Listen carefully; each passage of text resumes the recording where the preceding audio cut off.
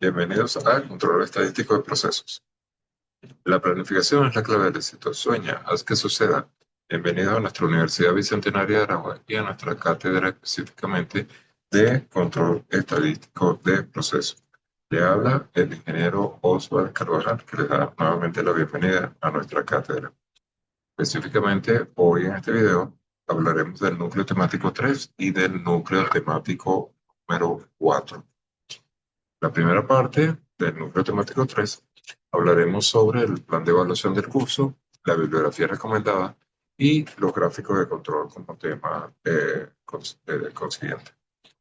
Plan de evaluación del curso, estamos en la semana número 2, desarrollando la actividad síncrona número 2 y que tendrá como evidencia una sumativa, valga la redundancia, número 2, cuya evidencia de aprendizaje se realizará a través de un cuestionario y el instrumento de evaluación es registro de observación. Esto vale el 50% de la nota, y complementado con otro 50% de la sumativa 1, nos da el 100% de la materia del periodo. La unidad temática 3, como dije anteriormente, habla sobre los gráficos de control y tiene como competencia específica analizar los conceptos básicos del control estadístico de procesos para el mejoramiento continuo en las organizaciones. Esta unidad temática número 3 tiene como tema de estudio desarrollar el concepto estadístico de lo que es un gráfico de control, mostrar los tipos de gráficos de control, hablar sobre los gráficos de control por variables y por atributos, su interpretación y análisis en la tematología, el tema sobre inspección de calidad y los tipos de inspección. La bibliografía recomendada la tienen acá. Son libros que pueden conseguir por la red. Insisto, por favor, no quiero tener problemas, pero insisto que la bibliografía está hecha para que busquen y ustedes también investiguen fuentes que tengan que ver con el control estadístico de procesos. No son válidos Wikipedia, Econopedia como fuentes genéricas o bibliografías genéricas, y tampoco son válidos el uso de programas de inteligencia artificial, específicamente en esta materia. La idea es que ustedes investiguen y aprendan, lean, no que un programa les dé el material y ustedes simplemente hacen un copy-paste, como está sucediendo. Lo que recomiendo, por favor, es que se desarrollen géneros integrales y estudien, investiguen, lean de diferentes fuentes y no con una sola fuente. Ya entrando en lo que respecta a la materia, vamos a hablar que los gráficos de control no es más que una representación en forma de diagrama que sirven para determinar si un proceso se encuentra dentro de lo que se denomina control.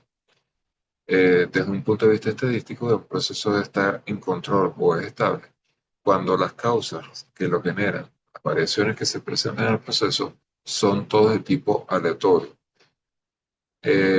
Si ocurren variables que no son aleatorias o que pueden ser asignadas a una causa o causas, se origina lo que se denomina un proceso fuera de control. Esto es importante entonces entenderlo. Cuando hablamos de estamos en control, todas las variaciones que ocurren en nuestro proceso son de tipo aleatorio y cuando nos encontramos fuera de control, esto indica que hay unas causas o causas que originan el problema y las mismas pueden ser asignables, no son aleatorias. Una gráfica fuera de control lo que nos va a generar entonces es estudiar qué es lo que está pasando, hacer una investigación para identificar esas causas que han originado esa variación y tomar las medidas correctivas del caso. Lo que se busca en todo caso, nuevamente, es colocar esas variables nuevamente en control, de tal forma que se produzcan unidades en buen estado. Y las gráficas de control en este sentido nos van a permitir determinar situaciones donde se originan causas asignables que originan puntos fuera de control. Acá tenemos un ejemplo de lo que es una gráfica de control, en el cual tenemos un proceso que estamos midiendo de alguna forma, que es la medida de la muestra, en este caso no sabemos de qué, y el número de muestras que se han verificado. Cuando nosotros representamos cada uno de los puntos, una vez tomamos una muestra, cuál fue esa medida de la muestra, nosotros vamos a generar unos puntos que se encuentran acá, y esos puntos yo los puedo circunscribir en lo que es intervalo. Ese intervalo usualmente es un intervalo de unidades en buen estado, quiere decir que es un proceso que se describe basado en sus especificaciones, donde o en qué rango se aceptan unidades en buen estado. Ese proceso tiene una línea media, que es la que vemos por acá, y puntos en forma aleatoria, que se observan acá, que van mostrando el comportamiento de esa medición. Si el punto que se toma la muestra está por debajo del límite de control superior y por encima del límite de control inferior, que no es más que la línea central, más o menos una desviación, eso nos origina entonces proceso en control. Estos gráficos usualmente están conformados por un eje X, donde usualmente se indica tiempo o el número de muestra o medición seleccionada. Luego tenemos un eje vertical que se representa a algunos indicadores. Ese indicador puede ser, por ejemplo, temperatura, presión, una medida, peso, etcétera. Tenemos los límites de control que están representados por dos líneas, que son este límite de control superior y el límite de control inferior. Lo encogemos por la parte estadística, ya veremos cómo. Y los datos del proceso que se representan en nuestro sistema. Los tipos de gráficos de control se presentan de dos tipos. Uno denominado gráfico de control por variables y otro denominado gráfico de control por atributos. Los primeros de ellos son eh, gráficos que analizan una característica determinada de calidad, pero que están representados por una variable continua a la cual representan. Esto es importante. Las gráficas de control por variables entonces representan a variables continuas. Eh, Estas gráficas entonces permiten determinar una falla potencial en la calidad del proceso debido a la aleatoriedad del mismo. La finalidad de todo esto es distinguir entre la variación por causas comunes, que son inherentes al proceso, y la variación por causas especiales o asignables que deben investigarse. Esto en el caso de que, dije anteriormente, nos encontremos fuera del proceso. Existen diferentes tipos de gráficas de control por variables. La más conocida tal vez son las gráficas X, que muestra qué tanto se están alejando las mediciones obtenidas de lo que es la tendencia central o la media de los datos obtenidos. El otro gráfico muy utilizado también es el denominado gráfico R, que muestra qué tanta dispersión o uniformidad de un proceso dentro de una muestra existe. El rango representa la diferencia del valor más grande con el valor más pequeño y esa diferencia es lo que determina la variabilidad. Y con ello vemos o observamos si es necesario eh, intervenir en el proceso o no para corregir en caso de que exista una causa asignada. Existen otros tipos de gráficos como la media y rango que mide la relación en las especificaciones de calidad respecto a la tendencia central y la dispersión, o las gráficas promedio y desviación estándar, las medianas y rango o las lecturas individuales y rango. Eh, Básicamente lo utilizamos uno u otro dependiendo del interés, pero repito, la más utilizada dentro de la industria es la gráfica X, que como dije anteriormente, se mide que tanto estamos alejados de lo que es el promedio de la muestra, y las gráficas R que muestran esa diferencia entre el valor más pequeño y el más alto de una muestra, y nos determinan si estamos dentro o fuera de control en un momento determinado. El otro tipo de gráfico que había mencionado anteriormente son los gráficos de control por atributo. Estos gráficos de control por atributo representan variables, en este caso discretas, puntuales, y miden igualmente una variable cualquiera que queramos, o una característica que queramos determinar. Eh, Básicamente, muy similar al anterior, lo único que son de tipo discreto. Estas gráficas de control existen varios tipos también. Tenemos las gráficas P, las NP, las C y las U. Las más utilizadas son las gráficas P y las NP. ¿Qué es un gráfico P? Básicamente un gráfico que mide el porcentaje de efectos por muestra y vamos a ejemplificarlo rápidamente para comprenderlo. Si tenemos una muestra de 1000 productos y 200 de ellos tienen al menos un defecto, hay una fracción defectuosa de 0,20. Ese es el valor que representamos en la gráfica 0,20. El gráfico NP es el número de unidades defectuosas de una muestra. Entonces, si una muestra de 1000 productos, 200 de ellos tienen al menos un defecto, 200 es el valor del número de defectos que vamos a reflejar en el gráfico en el eje. Entonces, en uno representamos la fracción de forma porcentual y en la otra representamos el número como tal. Luego también tenemos los denominados gráficos C, que representan el número de defectos por unidad de producción durante un periodo de tiempo muestreo. Por ejemplo, número de zonas desgastadas que tenga una chaqueta de cuero. Si la chaqueta tiene más de 5 zonas desgastadas, se considera una unidad de non-conforme. Y es lo que se refleja. El gráfico mide los porcentajes de defecto de una unidad durante un periodo de muestreo dado. Y entonces, a modo de resumen, punto clave, en los gráficos de control por atributo básicamente generan una necesidad, o mejor dicho, los gráficos de control generan una necesidad de monitorear si la unidad está buena o mala. Utilizamos gráficos P o NP. Y si tiene defecto, utilizamos gráficos C o U. Y eso nos hace la diferenciación entonces en nuestro sistema de qué gráfica debemos utilizar en un momento determinado. Luego de esto, tenemos dos temas adicionales, de los cuales obviamente, por razones de tiempo dentro del video, vamos a dar una abrebocas. Queda complementar con el trabajo el desarrollo. Y estoy hablando de la inspección de calidad. La inspección de calidad consiste en examinar, medir y medir las características de calidad de un producto, sus componentes, sus materiales o un servicio determinado que estemos monitoreando en un momento determinado. Y esto lo hacemos a través de instrumentos de medición, herramientas, patrones, equipos de prueba y ensayo, para ver si cumplen o no con la característica de calidad preestablecida o determinada.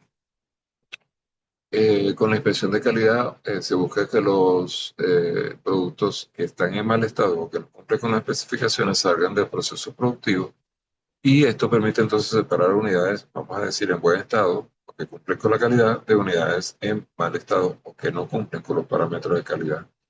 De ello entonces se hace una verificación en forma continuada, de tal forma de poder determinar si el estado de la producción que estoy verificando en un momento determinado está conforme o no, o si es apta para la venta o no. Igualmente, existe dentro de la inspección de calidad dos tipos de errores comunes que se presentan en la misma. El primero de ellos es el error tipo 1. Este error se origina cuando tengo un producto que, estando en buen estado, siendo un producto correcto o que cumple con todos los parámetros de buena calidad, el mismo se rechaza. ¿Ok? Eso es el error tipo 1. El error tipo 2 es el que se presenta cuando se da como buena una unidad que realmente está mala. Entonces, eso finalmente va a originar que a nuestro cliente le va a llegar un producto defectuoso. Probablemente venga un reclamo o hay una pérdida de confianza del usuario o reclamo en un momento determinado. Hay dos tipos de errores. El primero, rechazamos un producto que está bueno. Y en la segunda, y eso obviamente va a originar un costo de rechazo de material. Y en el tipo 2 es como doy por buena una unidad que está en mal estado. Dentro del tema entonces de la inspección de calidad, existen, vamos a ver, dos tipos de clasificaciones. La primera de ellas se da según el número de artículos inspeccionados. Entonces tenemos lo que denominamos la inspección al 100%. Es una inspección en la cual se explora o se revisa cada una de las unidades de ese universo total de productos. Obviamente esto requiere más tiempo, más dedicación, probablemente más costo. Luego tenemos la denominada inspección por muestreo. Esta inspección se basa en el muestreo estadístico a través de la selección de lo que es un tamaño de muestra y de una cierta confiabilidad de que lo que mida esté en buen estado. Luego tenemos la inspección denominada por comprobación. Esta se utiliza para medir grandes lotes o grandes cambios, quise decir, en los niveles de calidad a través de muestras pequeñas. Y tenemos la denominada inspección cero. La inspección cero es que nos damos eh, vamos a decir, confiamos tanto en nuestro sistema de producción que entendemos que en el mismo no se generan unidades en mal estado. Por lo tanto, no hago mediciones. Asumo que la unidad producida es una unidad en mal estado y como tal sale al mercado. Esta es la primera clasificación según el número de artículos inspeccionados. Luego tenemos una segunda clasificación que es según la etapa del flujo de producto. La, Se divide en varios elementos. La primera de ellas es la inspección en la recepción. La inspección en la recepción se verifica que las compras que se realizan de los materiales que se utilizan para mi proceso productivo son de calidad adecuada a mi proceso, de tal forma de detectar cualquier falla que pudiera originarse por un producto o una materia prima defectuosa. Luego tenemos la denominada inspección intermedia o de proceso, que ocurre entre el proceso para decidir si un producto o lote puede pasar al proceso anterior del proceso anterior al siguiente.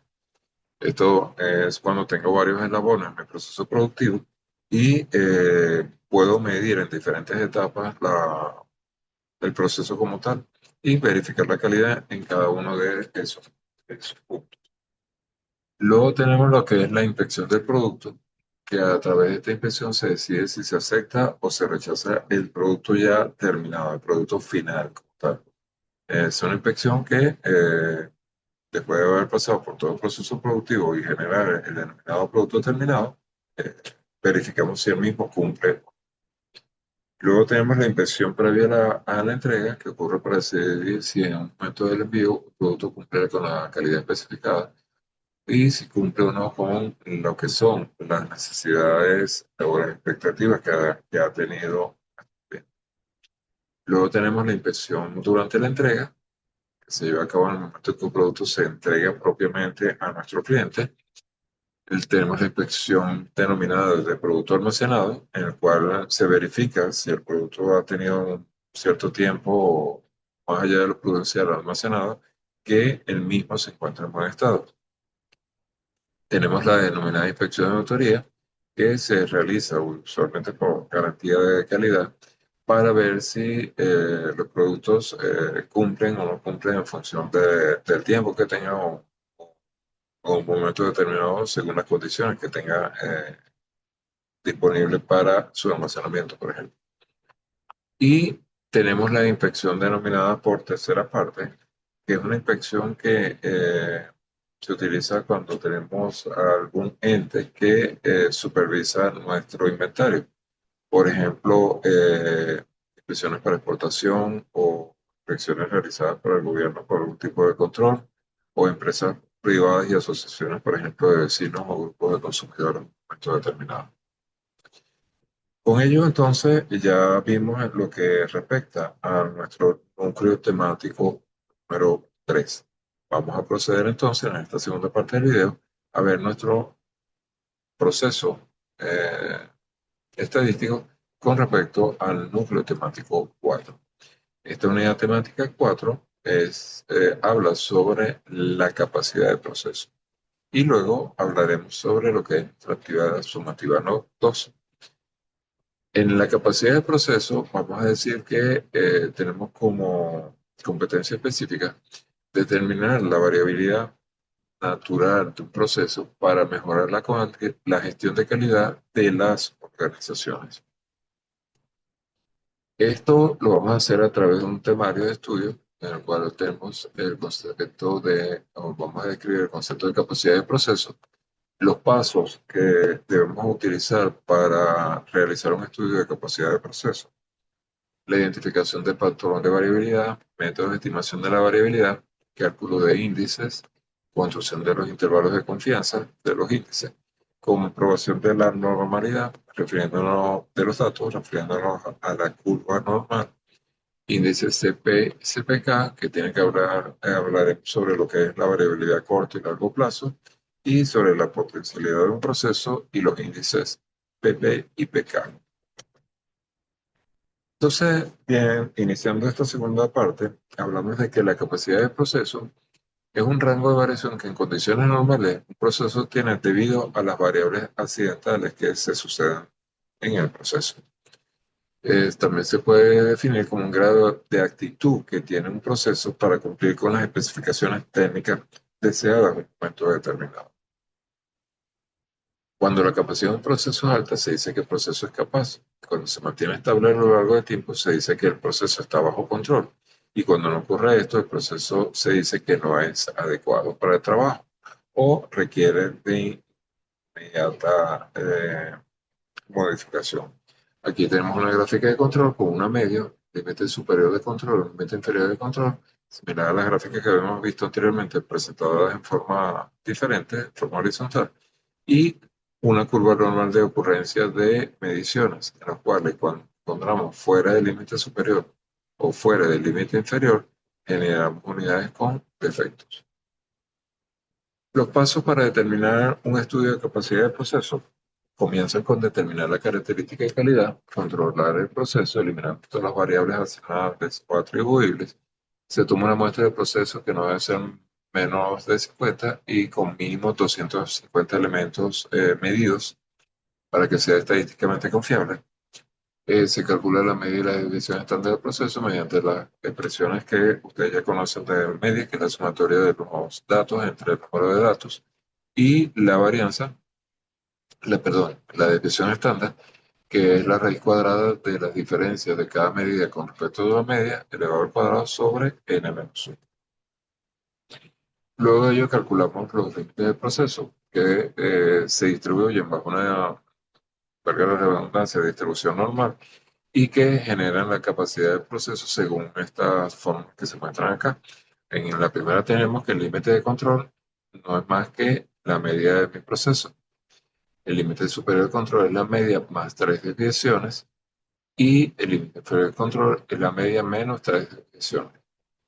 Estos datos se obtienen con las especificaciones dadas de lo que es el límite inferior de control y de especificación, quise decir el límite inferior de especificaciones y el límite superior de especificaciones.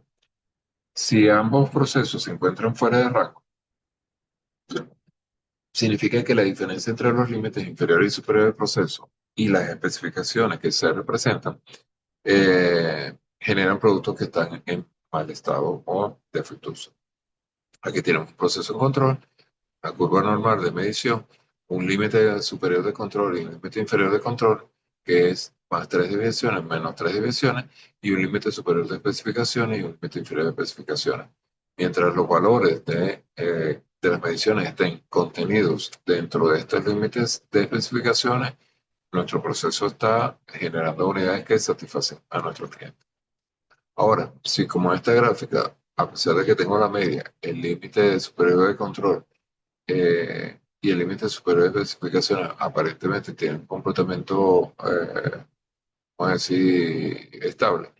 Observamos en este otro lado que el límite inferior de control superó, se hizo más pequeño que el límite inferior de especificaciones. En este caso, las unidades que se generan a partir de este momento son unidades más en estado y que estadísticamente se puede tener una zona interesante todavía de generación de elementos de rechazo. Las medidas estadísticas que se utilizan más para variabilidad, ustedes ya la conocen. Hablamos de la varianza ahorita, de la desviación estándar o del coeficiente de variación, siendo la desviación estándar tal vez la más utilizada.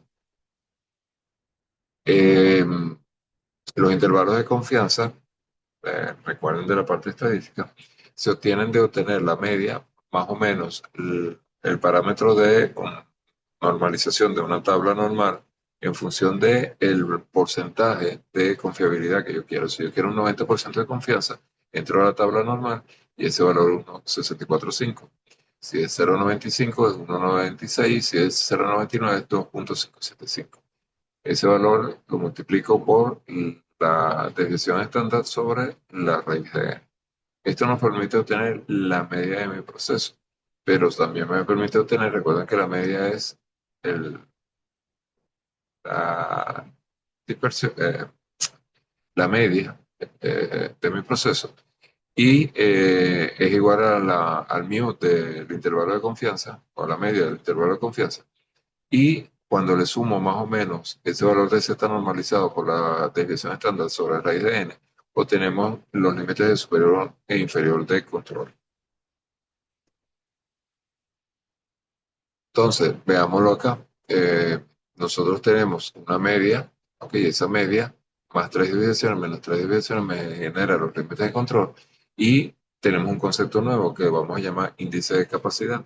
El índice de capacidad refleja la capacidad que tiene el proceso para producir piezas de acuerdo con las especificaciones o dentro de las tolerancias establecidas. Ese índice de capacidad se calcula como el límite superior de especificaciones menos el límite inferior de especificaciones sobre 6 desviaciones. Lo que me indica es que tanto están los valores de control inmersos dentro el intervalo de las especificaciones.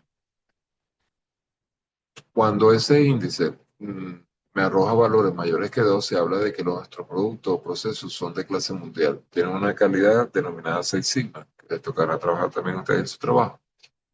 Si el índice se encuentra entre 1,3 y 3 y 2, decimos que es más adecuado un proceso de clase 1. Si es entre 1 y 1,3, la clase se denomina 2 y es adecuado para el trabajo, pero requiere algún ajuste de calidad. Si es entre 0,67 y 1, no es adecuado, requiere revisión de proceso, pero si es inferior a 0,67, quiere decir que nuestro proceso de clase mundial 4 no es adecuado para el trabajo y requiere modificaciones serias de nuestro proceso. También tenemos el denominado índice CPK, que no es más que el índice CP modificado, y se conoce también como capacidad real de mi proceso. Este índice se calcula como CPU entre CPL, el mínimo valor de ellos dos, donde CPU es el límite superior de especificaciones menos la media sobre tres desviaciones, y el límite CPL es mu menos el límite superior inferior entre tres desviaciones. El mínimo de estos dos valores es lo que me arroja el valor CPK. Ambos valores son iguales cuando la medida del proceso está centrada. Si el proceso no está centrado, entonces el valor del índice CPK será menor que el del CP. Siempre se cumple que valores mayores a 1 de un CPK indica que los productos que estoy produciendo cumplen con las especificaciones. Si es menor a 1, el proceso está produciendo productos fuera de especificaciones. Si es cero negativo, el proceso está totalmente fuera de control. Hay que hacer una revisión profunda. Por lo tanto, CP mide capacidad potencial del proceso y CPK mide capacidad real de mi proceso. También tengo la habilidad potencial del proceso, que se calcula como más o menos tres desviaciones o lo que era la longitud 6 sigma que mostramos anteriormente. Este valor CP, si la capacidad de mi proceso es mayor que 1, indica que el proceso es capaz de ofrecer a nuestro cliente y es deseable que este CP sea mayor que 1,5, porque eso implica que va a contener por lo menos mínimo dos veces a mi 6 sigma. Si este CP es mayor que HP, indica que el proceso es capaz de satisfacer más y mejor a nuestro cliente y produce unidades adecuadamente. Si el CP y el HP son iguales, el proceso satisface adecuadamente las especificaciones del cliente. Pero si es menor, el proceso no satisface a nuestro cliente. Igual que en el índice CP, tenemos el índice CPK, que habla de la variabilidad total del proceso a largo plazo y que igualmente se calcula este índice PP como el límite superior menos el límite inferior sobre 6 desviaciones. Y el valor PPK se calcula como el mínimo valor entre PPU y PPL, donde PPU es mu menos el límite superior e inferior sobre 3 desviaciones, y PPL, límite superior de especificaciones menos mu sobre 3 sigma. Esto lo que nos genera entonces es una tabla de resumen que tenemos acá, que podemos ver. Cuando hablamos de corto plazo y el proceso está centrado, utilizamos CP. Si no está centrado, utilizamos CPK, cuyos límites inferior y superior vienen dados por la expresión CPL o CPU. Cuando hablamos de largo plazo y el proceso está centrado, debemos utilizar PP. No centrado es PPK, y con límites inferior y superior mostrado aquí PPU y PPL. Con ello podemos entonces medir nuestra capacidad de proceso. Ahora, eh, básicamente, la capacidad potencial de nuestro proceso se enfoca en la variación interna de nuestro proceso en forma interna, y CP mide únicamente la relación entre el ancho de la tolerancia y el ancho del proceso que tenemos. ¿Cuántas veces está contenido 6 sigma? No considera si está centrado. CPK mide el real y si considera si el proceso está o no está fuera de un proceso centrado. Se dice que CP y CPK son una fotografía del proceso, muestran lo bien que puede funcionar en un momento dado si se eliminaran las variables de variación en los grupos a los cuales pertenecen. Cuando hablamos de largo plazo, entonces hablamos de capacidad o desempeño real, PP y PPK, y se enfoca en la variación total del proceso. En este caso, PP mide la relación entre el ancho de la tolerancia y el ancho del proceso real, en 6 sigma, lo considera centrado, igual que en CP. Y en el desempeño real, mide el desempeño real considerando el centrado de la medida del proceso con respecto a los límites de especificación que deben tener una variación. Entonces, aquí vamos a dar resumen, les dejo eh, lo que he comentado anteriormente sobre qué representa cada uno en el corto y el largo plazo. Y además les dejo acá una tabla del uso principal de cada uno de los elementos con el horizonte de tiempo que implica el supuesto del proceso y la definición como complemento. Cuando un proceso no está apto, se debe mejorar el mismo, cambiar el proceso por uno mejor, cambiar las especificaciones, lo cual no se recomienda, rediseñar el producto, inspeccionar 100% lo cual es ineficiente, o tener una desviación o permiso de aceptación temporal, tercerizar la labor o dejar de hacer el producto. Con ello entonces entramos en nuestra sumativa número 2, que es un cuestionario. El cuestionario ya ustedes lo manejan, van a hacer 10 preguntas. Usted debe asegurarse de leerlas mismas en forma adecuada, de manejar el tiempo adecuadamente. Recuerde que tiene 1 hora por intento y debe tratar de contestar a esas 10 preguntas dentro de ese plazo. Eh, Revise las preguntas antes de enviarlas y sugiero para el aprendizaje autónomo realizar un recorrido por la unidad, revisando todo el temario, elaborar conclusiones con base a la lectura realizada, a modo de resumen. Revise la guía control estadístico de procesos que le coloqué en el sistema y visualiza el video de YouTube con estos títulos: capacidad de proceso, intervalos de confianza de los índices, normalidad de los datos, normalidad en Excel, índice CP y CPK y índice PP y PPK.